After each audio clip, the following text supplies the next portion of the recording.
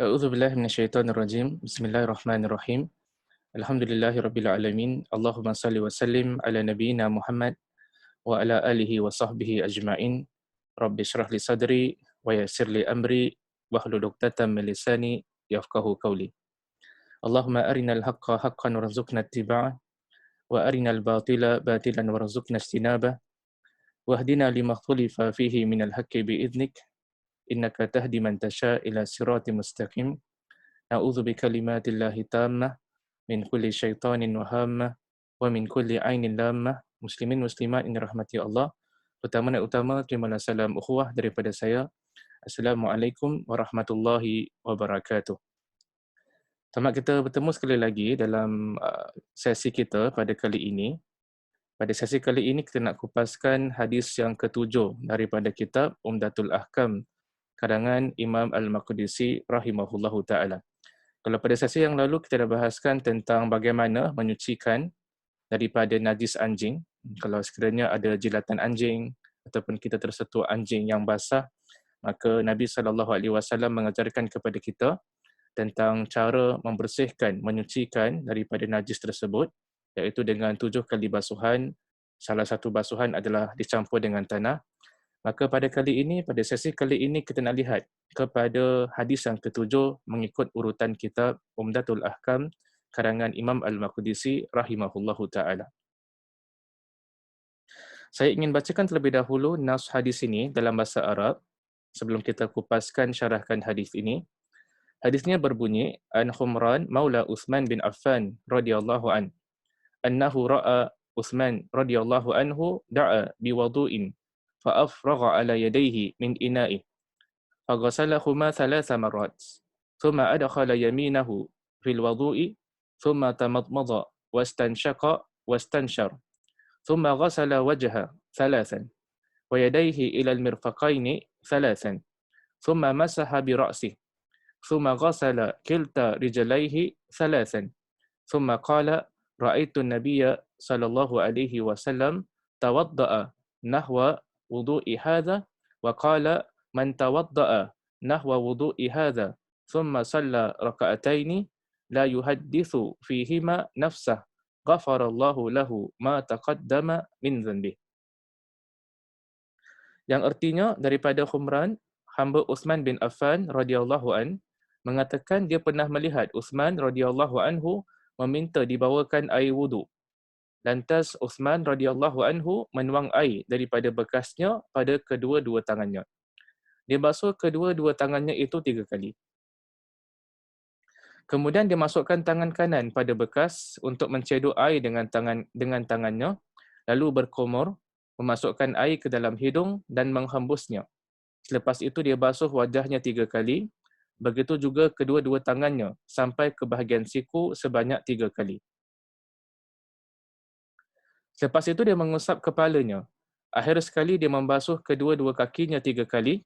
Selepas itu dia mengatakan, dahulu aku melihat Nabi Muhammad sallallahu alaihi wasallam berwuduk seperti ini, dan beliau sallallahu alaihi wasallam bersabda, siapa yang berwuduk seperti wudukku ini, kemudian salat 2 rakaat dan dia tidak membisikkan sesuatu pada dirinya selain urusan salat di antara tempoh waktu wuduk dan salat, maka segala dosanya yang lampau akan terampun.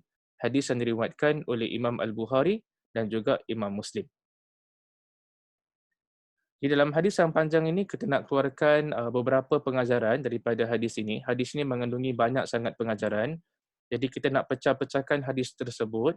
Kita baca sentence by sentence, ayat by ayat. Kemudian kita nak keluarkan apakah faedah-faedah pengajaran yang boleh kita keluarkan daripada hadis ini.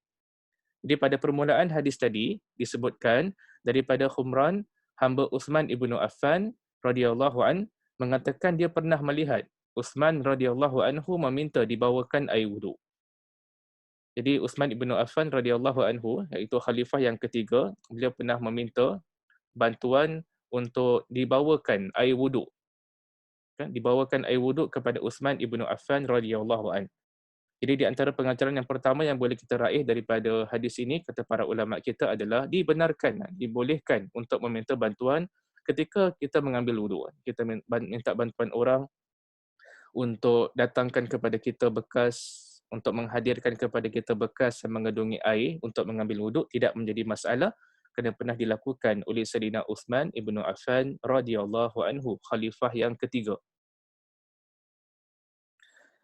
Kita sambung lagi, kemudian hadis itu mengatakan, lantas Uthman ibnu Affan radhiyallahu anhu menuang air daripada bekasnya pada kedua-dua tangannya. Dia basuh kedua-dua tangan itu 3 kali. Jadi bila bekas itu dah sampai, bekas yang mengandungi air wuduk telah sampai kepada Uthman radhiyallahu an, first kali perkara pertama yang dilakukan oleh Sayyidina Uthman adalah membasuh kedua tangannya 3 kali. Tangan dekat sini bukan yang dimaksudkan adalah tangan sampai buku lali, bukan. Tangan yang dimaksudkan kat sini adalah pergelangan tangan. Pergelangan tangan dibasuh Sayyidina Uthman 3 kali. Jadi pengajaran yang kedua yang boleh kita keluarkan daripada hadis ini, disyariatkan, bahkan disunatkan untuk basuh kedua tangan kita 3 kali sebelum memasukkannya ke dalam air yang digunakan untuk berwuduk. Jadi sebelum kita start wuduk kita, kan, dengan anggota-anggota yang lain, pertama sekali kita lakukan adalah kita basuh kedua pergelangan tangan kita sebanyak 3 kali sebagaimana yang diajarkan oleh Sayyidina Uthman ibnu Affan radhiyallahu anhu. Jadi untuk melihat dalam this particular hadis dia menunjukkan yang agama Islam amat menitik beratkan tentang kebersihan. Kita mulakan dengan mencuci tangan kita terlebih dahulu. Kita sambung lagi hadis itu. Hadis tersebut mengatakan, kemudian dia masukkan tangan kanan pada bekas untuk mencedok air dengan tangan kanannya, dengan tangannya. Kan? Lalu bila didatangkan bekas kepada Sayyidina Uthman, bila dia dah tuang air, kemudian dia basuh 3 kali pergelangan tangannya, kemudian dia masukkan tangan ke dalam bekas tersebut yang mengandungi air. Tangan manakah yang digunakan adalah tangan kanan. Jadi kata para ulama kita, berdasarkan perbuatan Sayyidina Uthman ini, radhiyallahu anhu, itu menunjukkan disunatkan menggunakan tangan kanan untuk mengambil air wuduk. Kalau sekiranya kita daripada bekas, kan ada bekas, ada kontainer yang ada air, kita gunakan tangan kanan untuk mencedok air. Nabi SAW kalau benda-benda yang baik ini Nabi suka mulakan dengan sebelah kanan. Nabi SAW kalau benda-benda yang kurang elok, Nabi SAW suka gunakan sebelah kiri. Dan memandangkan wuduk adalah sesuatu yang mulia, sesuatu yang baik, maka ditunjukkan, dimulakan dengan tangan kanan. Sebagaimana yang diajarkan oleh Sayyidina Uthman ibnu Affan radhiyallahu anhu. Kita cedok air dengan menggunakan tangan kanan. Itu kalau sekiranya air itu adalah daripada bekas. Sambungan riwayat tadi, lalu berkumur-kumur memasukkan air ke dalam hidung dan menghembusnya. Jadi di antara selepas kita dah basuh tangan, kan, 3 kali, kemudian bila kita cedok air, the first kali yang kita buat berdasarkan hadis ini adalah kita berkumur-kumur. Kemudian kita masukkan air ke dalam hidung dan kita menghembusnya. Jadi berkumur-kumur kalau kita lihat dalam hadis tadi, dalam bahasa Arabnya adalah tamadmadah. Tamadmadah itu adalah berkumur-kumur. Masukkan air ke dalam hidung dipanggil sebagai istinsyaq. Keluarkan air daripada hidung dipanggil sebagai istinsyar. Kan? Jadi ada 2 cara bagaimana nak melakukan kumur-kumur, bagaimana nak melakukan masukkan air ke dalam hidung. Cara yang pertama adalah kita menggabungkan antara kedua-dua perbuatan ini. Jadi kita ambil air, cedok air daripada bekas, kemudian sedikit air kita masukkan ke dalam mulut dan sedikit air lagi yang the rest kita masukkan ke dalam hidung. Kan? Kemudian kita kumur-kumur, kemudian kita buang air daripada hidung dan juga daripada mulut kita. Saya ulang sekali lagi, cara pertama dalam kita berkumur-kumur dan juga masukkan air ke dalam hidung, kita ambil air kan, daripada bekas ataupun daripada bawah pipe. Kemudian sebahagian air itu kita masukkan ke dalam mulut, kemudian sebahagian yang baki itu kita masukkan ke dalam hidung. Kan kita kumur-kumur, lepas tu kita keluarkan air daripada mulut, kita keluarkan air daripada hidung. Ini diulang sebanyak 3 kali. Dalam hadis yang lain menunjukkan yang Nabi SAW melakukan perkara tersebut sebanyak 3 kali. Jadi cara yang pertama kita gabungkan antara kumur-kumur dan juga masukkan air ke dalam hidung. Cara yang kedua adalah kita pisahkan. Kan kita kumur-kumur terlebih dahulu 3 kali, kemudian kita masukkan air ke dalam hidung sebanyak 3 kali, lalu dikeluarkan. Jadi cara yang pertama adalah dengan kita menggabungkan kedua-dua perbuatan ini, berkomor-komor dan masukkan air ke dalam hidung. Dan cara yang kedua adalah dengan kita pisahkan. Kita komor-komor 3 kali, kemudian diikuti dengan kita masukkan air ke dalam hidung sebanyak 3 kali dan mengeluarkannya. Sebahagian di kalangan ulama Syafi'iyah kita seperti Imam An-Nawawi rahimahullahu taala, beliau lebih cenderung kepada pandangan digabungkan antara mulut ataupun berkomor-komor dan memasukkan air ke dalam hidung. Selepas kita berkomor-komor, selepas kita masukkan air ke dalam hidung, di antara sambungan hadis tersebut mengatakan selepas itu dia basuh wajahnya 3 kali. Jadi selepas itu Saidina Uthman radhiyallahu anhu dia basuh wajahnya 3 kali. Jadi salah satu anggota yang rukun yang wajib dibasuh dalam wuduk adalah dengan membasuh wajah kita. Kan? Jadi dilakukan oleh Saidina Uthman sebanyak 3 kali. Kan kita basuh muka sebanyak 3 kali. Sambungan hadis tadi, begitu juga kedua-dua tangannya sampai ke bahagian siku sebanyak 3 kali.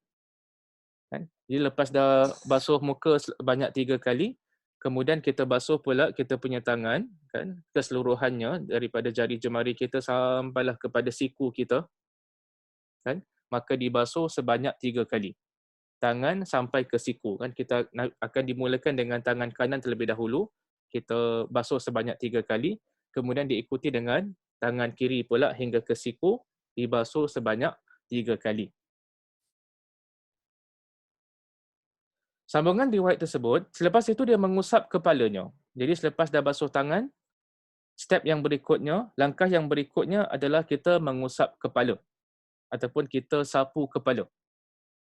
Jadi hadis ini menunjukkan tentang disyariatkan untuk menyapu kepala ketika wuduk. Kalau kita nak lihat cara Nabi SAW sapu kepala dibahaskan dalam hadis yang berikutnya yang kita akan lihat pada sesi akan datang. Nabi SAW bila sapu kepala, Nabi akan ambil air, kemudian daripada depan akan disapu ke belakang, daripada belakang akan disapu ke depan. Jadi saya ulang sekali lagi, cara Nabi SAW menyapu kepala ketika wuduk adalah beliau SAW akan ambil air, kemudian dari start akan mulakan daripada depan Nabi akan sapu ke belakang, kemudian daripada belakang Nabi SAW akan sapu ke depan. Dalam sebahagian riwayat ada disebutkan selepas Nabi SAW sapu kepala, Nabi juga akan sapu telinga dia. Nabi juga akan sapu telinganya. Sambungan hadis tadi, akhir sekali dia membasuh kedua-dua kakinya 3 kali. Jadi hadis ini menunjukkan tentang disyariatkan, bahkan diwajibkan untuk membasuh kaki. Kaki dekat sini bukan seluruh kaki kita, tapi kaki yang dimaksudkan adalah kaki sampai buku lali kita. Jadi kita mulakan dengan kaki sebelah kanan, kaki kita sampai ke buku lali, daripada bawah sampai buku lali itu, kesemuanya kita basuh 3 kali, kemudian kita beralih kepada kaki kiri kita, keseluruhan kaki kita daripada bawah sampai buku lali kita basuh sebanyak 3 kali. Sambungan riwayat itu mengatakan selepas itu Saidina Uthman radhiyallahu anhu mengatakan, dahulu aku melihat Nabi Muhammad sallallahu alaihi wasallam berwuduk seperti ini dan beliau sallallahu alaihi wasallam bersabda. Jadi dalam ayat ini, dalam sentence ini menunjukkan yang Saidina Uthman ini, bila dia lakukan wuduk dengan cara yang tadi tu, yang dia tunjukkan, dia kata, dahulu aku melihat Nabi Muhammad SAW berwuduk seperti ini. Jadi itu menunjukkan kepada kita, itu merupakan cara wuduk baginda Nabi SAW. Kan? Jadi dalam hadis ini, Saidina Uthman bila dia mendidik kan, orang-orang Islam yang lain tentang cara wuduk Nabi, dia gabungkan antara 2 metod. Pertama adalah perbuatan, dia sendiri tunjukkan. Kan? Kedua adalah melalui perkataan.